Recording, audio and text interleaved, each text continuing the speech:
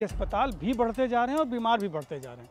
अगर अस्पताल बढ़ रहे हैं तो बीमार कम होने चाहिए। हमारे जो प्राकृतिक किसान परिवार से जुड़े हुए लोग हैं पूरी दुनिया में हैं, तो उनको हमारे ऊपर भरोसा है कि इनसे जो उपले हमको मिलेंगे शुद्ध मिलेंगे। अपने परिवार में बोल रखा है सबको कि मेरे पास मेडिकल का एक पैसे का बजट नहीं है। हमने एक ज़मीन खरीदी लगभग 10 एकड़ और पूरी तरीके से गौ आधारित प्राकृतिक खेती की तरफ हमने अपना कदम बढ़ाया।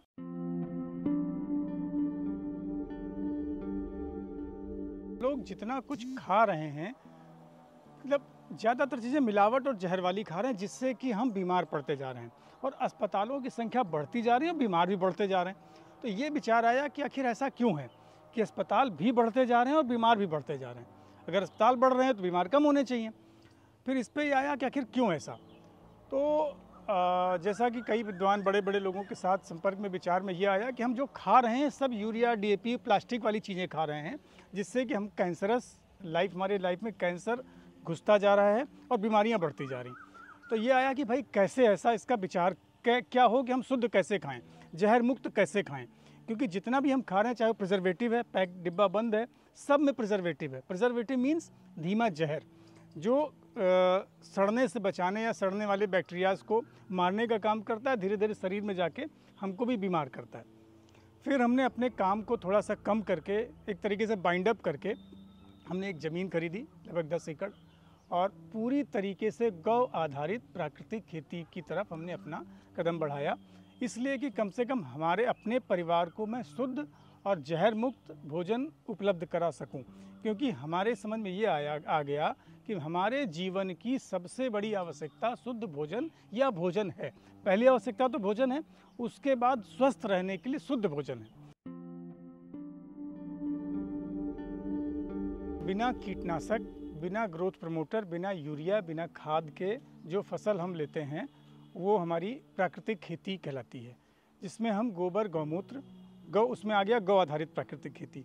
तो गौ आधारित प्राकृतिक खेती में गाय के गोबर, गौमूत्र, जैसा कि हमारा ट्रेडिशनल पहले चला आता था, हम लोग खाद के रूप में केवल गोबर गौमूत्र डालते थे। अब चूँकि गोबर गौवंश हमारे पास उतने ज़्यादा नहीं हैं, तो हमने क्या किया है, एक जीवामृत, हमारे सुभाष पालेकर जी ने एक कल्चर डेवलप किया है जिसको जीवामृत कहते हैं, जिसमें हम गोबर, गौमूत्र, बेसन, मट्ठा, इन सब चीज़ों को मिलाकर के एक कल्चर तैयार करते हैं जिसको जीवामृत बोलते हैं। उसको अपने खेतों में हम छिड़काव करते हैं तो वो खाद का भी काम करता है। और इसी तरीके से कुछ वनस्पतियाँ जो हमारे जानवर नहीं खाते हैं, उनसे ही हम कीटनाशक तैयार करते हैं। उसमें भी नीम हो गया और इस तरह की तमाम सारी खरपतवार हैं जो जहरीले होते हैं, जिनको खाते नहीं हैं, उन्हीं को घोल और उनको सड़ा करके हम खेतों में डालते हैं, जो कीटनाशक के रूप में काम करते हैं। और गोबर गौमूत्र हमारा खाद के रूप में काम करता है। उसी को हम प्राकृतिक खेती, गौ आधारित खेती कहते हैं, जो इस तरह से हम तैयार करते हैं। देखिए, जहाँ तक बात आई बिजनेस मॉडल की, हमने अपने फार्म पे सबसे पहले जब उगाना शुरू किया अपने लिए, उसके बाद जो कुछ हमारे यहाँ बढ़ा, कुछ बढ़ने भी लगा। हमारे फ्रेंड सर्किल के लोग कहने लगे कि भाई हमको भी कुछ बढ़िया ही खाना है, तो आप हमको दीजिए। तो हमने उनको अब हमने फर्म बनाई जिसका नाम हमने रखा प्राकृतिक किसान परिवार, जिसको भी बहुत सोच समझ के रखा गया कि जो भी हमारे साथ जुड़ रहे हैं, जो भी हमारे फार्म का कुछ खा रहे हैं, वो हमारे परिवार के सदस्य के रूप में हम उनको मानते हैं, वो भाव हम प्रेषित करते हैं। तो वैसे ही आगे से भी हमारे पास भाव आता है फैमिली का। तो जो हमको सहयोग की ज़रूरत होती है, हमको उनसे मिलता है, चाहे फंड्स रिलेटेड हो, चाहे अपने फार्मिंग में जो भी ज़रूरत हमें पड़ती है, और उनके किचन की ज़रूरतें हम पूरी करते हैं। ये तो हमारा हो गया एक समझ लीजिए फैमिली फार्मर मॉडल। उसके बाद हमें एक गोमती नगर हमारा एक स्टोर है, जहाँ पे हम अपने प्रोडक्ट, खेत के प्रोडक्ट को सेल करते हैं। बाकी देश भर में अलग अलग जगहों पे। फिर हमने मिलेट्स पे काम किया है। अभी मिलेट्स शायद मुझे लग रहा है उत्तर प्रदेश का मैं इकलौता फार्मर हूँ जिसके पास सारे मिलेट्स अवेलेबल हैं। हमने अपने खेत में उगाए हैं और उनको प्रोसेस करके उसके अलग अलग प्रोडक्ट तैयार किए हैं। जैसे हमने मिलेट्स की कुकीज़ तैयार की हैं, मिलेट्स के फ्लैक्स तैयार किए हैं।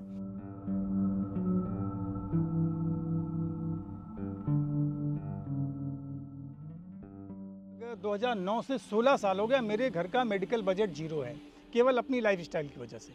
बाहर का हम लोग कुछ भी नहीं खाते हैं, केमिकल कुछ लेते नहीं किसी भी तरीके का, जो अपने खेत में उगाते हैं वही खाते हैं बस। नमक छोड़ के बाकी जो अपने खेत में उगता है वही कोशिश करते हैं कि वही लें। तो हमारा खर्चा कम हो गया, तो हम जाहिर सी बात है खर्चा कम हो जाएगा। जिससे आपने कहा सोलर, हमने बिजली कनेक्शन नहीं लिया, उसके पीछे भी यही है लाइफ स्टाइल। बिजली कनेक्शन लें, हर महीने बिजली की चिंता, अरे अभी वो बल्ब बंद कर दो बिल बढ़ जाएगा, पंखा बंद कर दो बिल बढ़ जाएगा। तो वो एक दिमाग में ही तो लोड पड़ रहा है ना हमारे।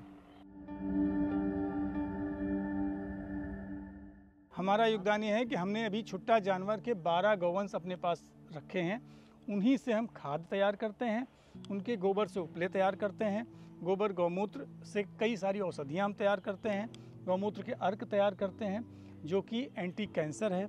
और बहुत सारी औषधियों में गौमूत्र से प्रोसेस करके जड़ी बूटियाँ तैयार की जाती हैं, जिससे गौमूत्र से ही उसको शोधित करते हैं।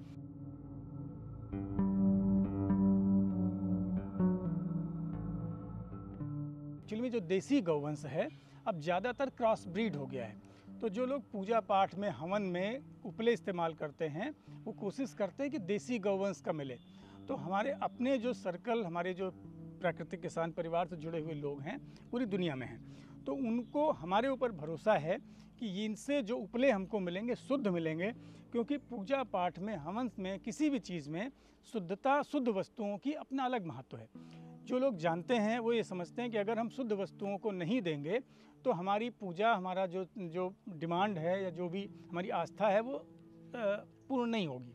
तो शुद्धता के लिए वो हमसे केवल संपर्क करते हैं। और बहुत जगहों पे हम 20 रुपये किलो गोबर का कंडा उपला बना हुआ देते हैं, और बाकी जो भी पोस्टेज चार्ज लगता है वो बहुत जगहों पे जाता है, काफ़ी दूर दूर तक जाता है। हमने बेंगलोर दिया है, कई कंट्री में, यूएस भेजा है हमने। हमारे एक मित्र न्यूजीलैंड में रहते हैं, वो अपने स्टोर पे सेल करते हैं उसको। न्यूजीलैंड में एक तुरांगी करके जगह है, वो अपने स्टोर पे हमारे उपलों को रखते हैं। मात्र 3500 की आबादी उस कस्बे की है, लेकिन उनके यहाँ बहुत अच्छा सेल होता है। गोबर के उपलों को जला करके इसकी राख जो बनती है वो प्योर फार्म में मिनरल्स होता है, जिसको हम भभूत पहले कहते थे, वो मिनरल्स होता है। उसको पेड़ पौधों पे लोग डालते हैं, वाटर प्यूरीफायर के रूप में भी लोग इस्तेमाल करते हैं मिनरल्स के लिए। मिनरल्स आप जब उसको जला के जो राख बनती है वो औषधि के रूप में काम आती है।